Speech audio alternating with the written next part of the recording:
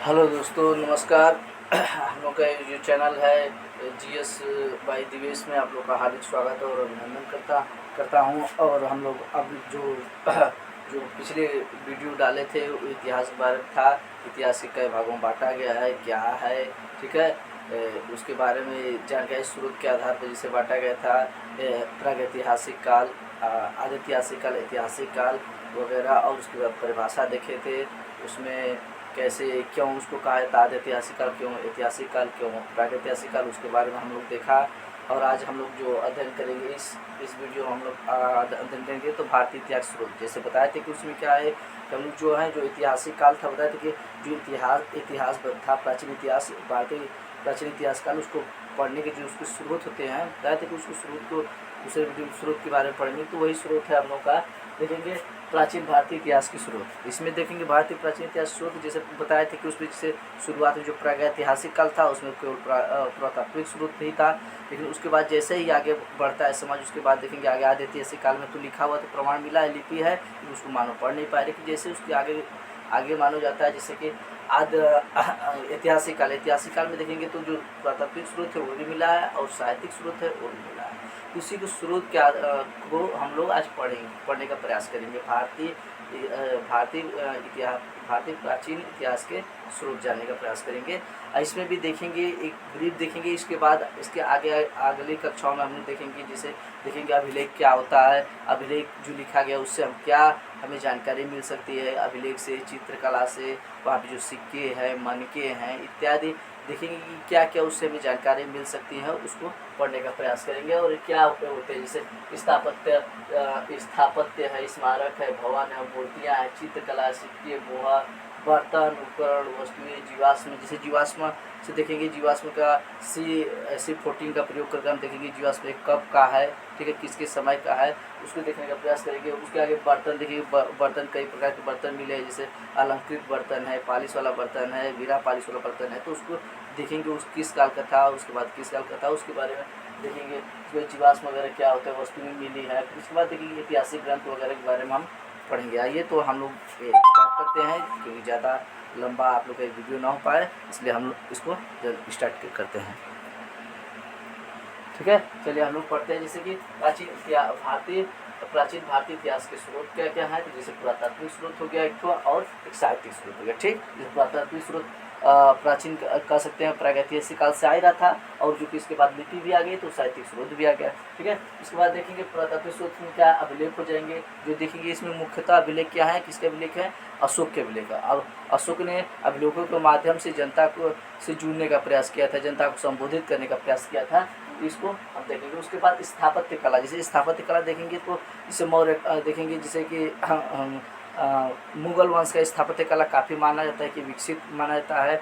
उसी तरह से देखेंगे हर एक काल में जो स्ट्रक्चर बनाए गए घर के, मकान के, सार्वजनिक स्थान के, जगहों के, उसके बारे में उससे भी हमें जानकारी मिलती है, क्योंकि उस पर कुछ लेख लिखे गए हैं, ठीक है, उस पर कुछ चित्र बनाए गए हैं, तो उसके आधार पर हम देखेंगे, ठीक है। उसके बाद चित्रकला देखेंगे, इसमें क्या स्थापत्य कला भवन हो गया। फिर उसके बाद मूर्तियाँ देखेंगे, मूर्तियाँ फिर देखेंगे तो प्राचीन सिंधु घाटी सभ्यता में भी मूर्तियाँ मिली हैं, फिर आगे वाली भी सभ्यता में मूर्तियाँ मिली हैं, तो उस मूर्तियों से देखेंगे ये मूर्ति क्या जानकारी दे रही है, किस काल की है, कैसे बनाई गई है, उसके बारे में हम लोग अध्ययन करेंगे, ठीक है। उसके बाद सिक्के और मोहर, देखिए सिक्के क्या क्या जानकारी दे सकते हैं। सिक्के देखेंगे तो कई सिक्के मिले हैं, जैसे ज़्यादा फेमस सिक्के देखेंगे तो आप समुद्रगुप्त के सिक्के मिले, जो उसमें क्या वीणा वादन का जिक्र मिला है गाय।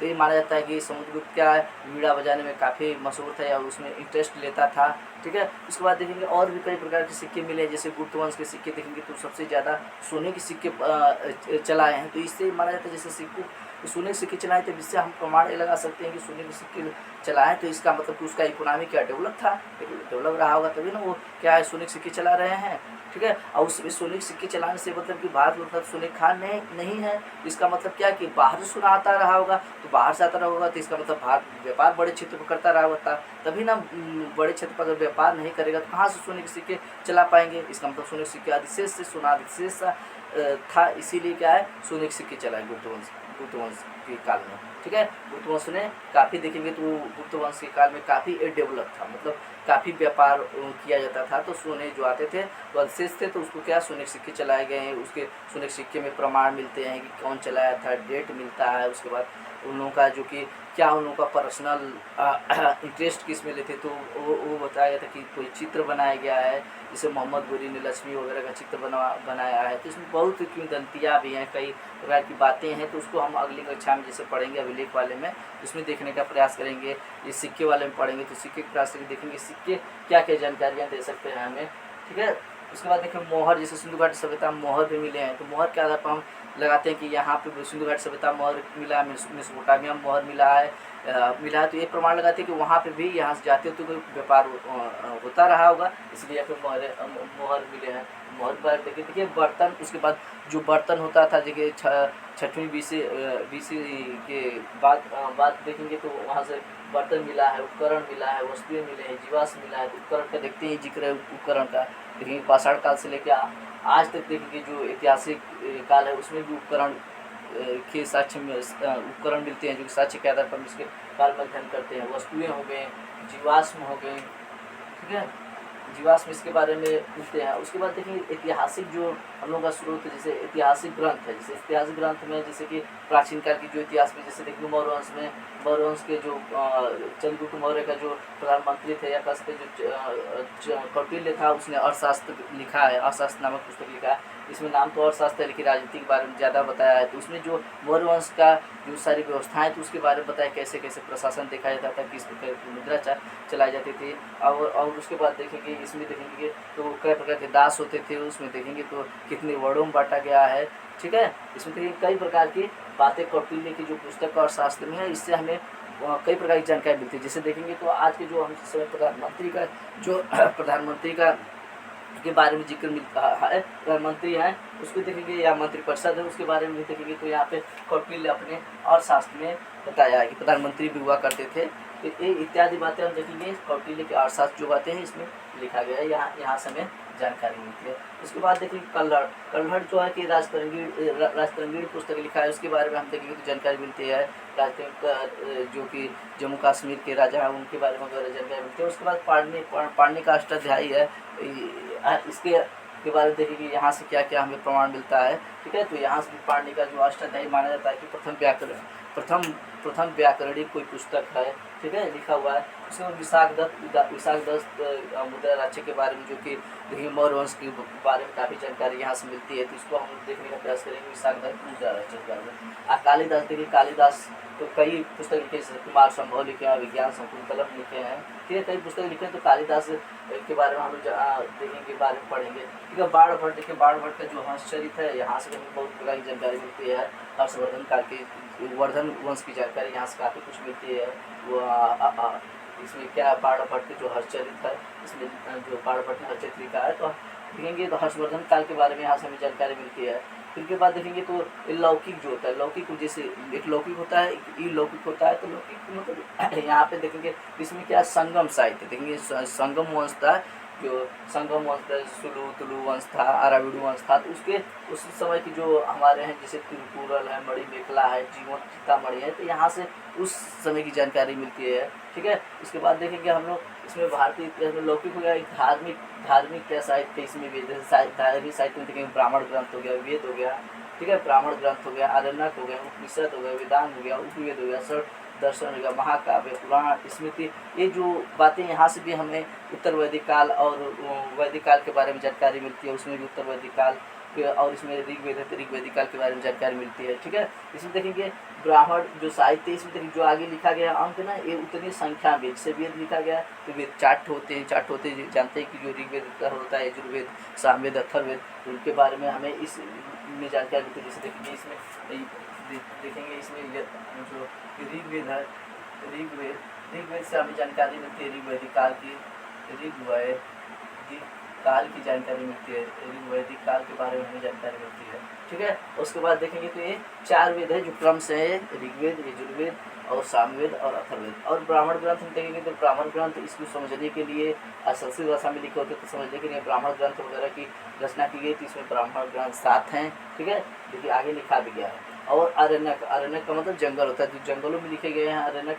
देखिए अरण्यक ग्रंथ कितने हैं, अरण्यक कितने हैं, 6 हैं, छठ कुमार। उसके बाद देखिए उपनिषद, उपनिषद देखा जाता है उप को मतलब समीप यानी से बैठ कर, जो गुरुओं के समीप बैठ कर जो अध्ययन किया जाता था उपनिषद होता है। तो उपनिषद देखेंगे 12 उपनिषद है।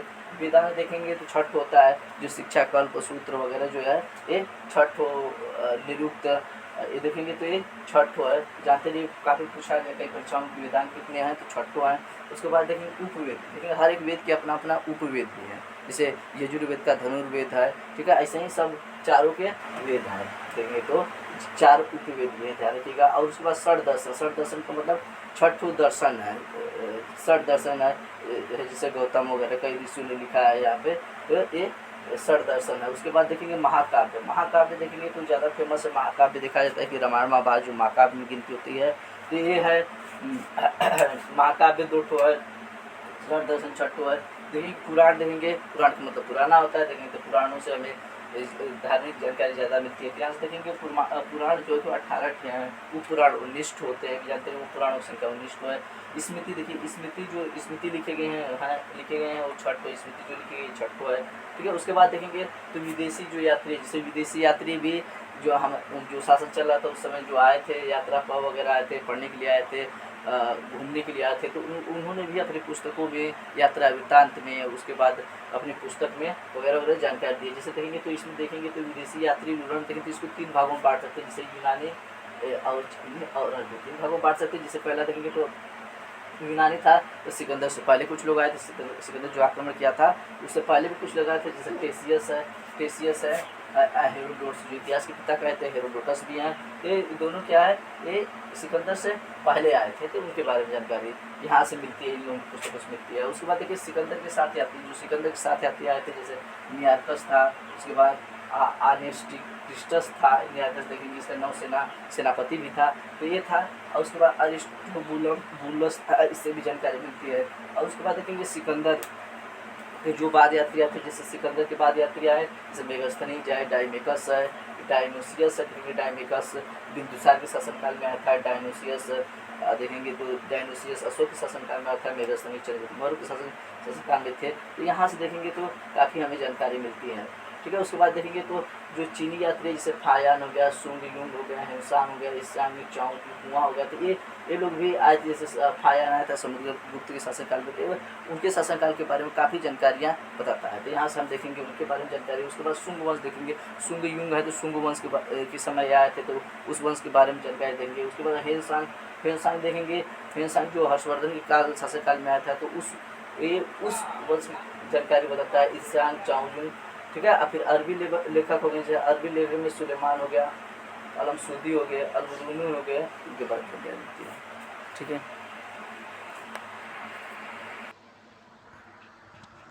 हेलो दोस्तों, देखिए आवाज़ आ रही है, देखिए हेलो देखिए आवाज़ आ रही है ना, ठीक है। आगे चलिए हम लोग देखते हैं क्या है यहाँ तक। देखिए जैसे अरबी लेखक है, अरबी लेखक से हमें जानकारी मिलती है, जैसे सुलेमान है, अलमसूदी है, अलबरूनी है, ठीक है। तो अलबरूनी की इससे हमें जानकारी मिलती है। उसके बाद देखिए जैन साहित्य, बौद्ध साहित्य हो गया, जैन साहित्य, जिससे बौद्ध साहित्य से सूत्र पिटक, बिना पिटक, अभिधम पिटक, मिलित पनो, बुद्धचरित्र, दिव्यांग, इसके बारे में जानकारी मिलती है। जैन साहित्य से भी काफ़ी जानकारी मिलती है, जैसे परिशिष्ट वर्मन, भद्रबाहु चरित, भगवती सूत्र, कल्प सूत्र, ये सभी से क्या है हमारे प्राचीन इतिहास के जानने के स्रोत थे। इसको बारी बारी से हम लोग पढ़ने का प्रयास करेंगे, ठीक है सर। थैंक यू, अपना ध्यान रखिए, ठीक है, धन्यवाद।